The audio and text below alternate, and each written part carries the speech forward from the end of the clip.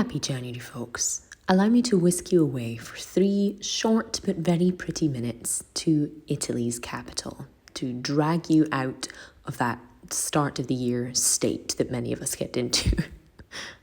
If this is somewhere you've never been, I do now think that even after only having spent a few days there for the first time by myself, that it's quite hard to put into words just how kind of mad the whole thing is, just how big it is, how old, but also how modern and busy it feels in every single step that you take. Not that I want to sell you this as some kind of hidden gem of Europe. This place and its history and its impact on the world has been told, retold, parodied and mistaken so many times over, it's ridiculous. However, I would urge you not to let that stop you from ever finding your pretty little self in this very big and very old city. Whether you find yourself uncovering some of the more hidden things, the things you have to really focus and pay attention to see, or whether you want to visit to see everything that has been told and retold 1,000 times. All of the things that all of the other tourists are gaggling around each other to see, all of the stones and columns and bits and pieces of things that once stood tall but are now nothing more than just a particularly interesting bit of rock on some grass on a sunny day that is unbelievably warm for a January.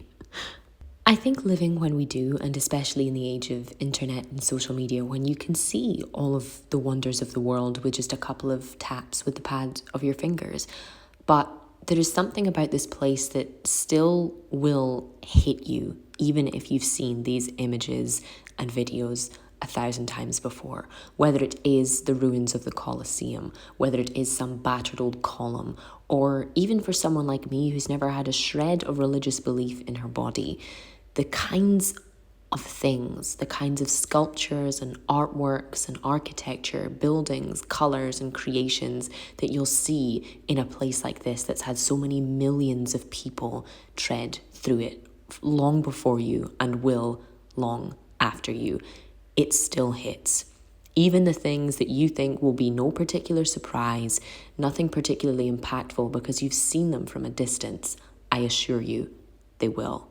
And the food is no different. Whether it's a maritozzo piled high with sweetened cream with those orange flavours, whether it's a thick slab of pizza al taglio, whether it's the carbonara you've been waiting for, those famous Roman artichokes, that spaghetti amatriciana with those little pieces of guanciale, a little wonderfully almost too hot supplì filled with soft rice and cheese, or even treats from other parts of Italy. It's one of the most astonishing and chaotic places I've ever been, and I can't wait to go back.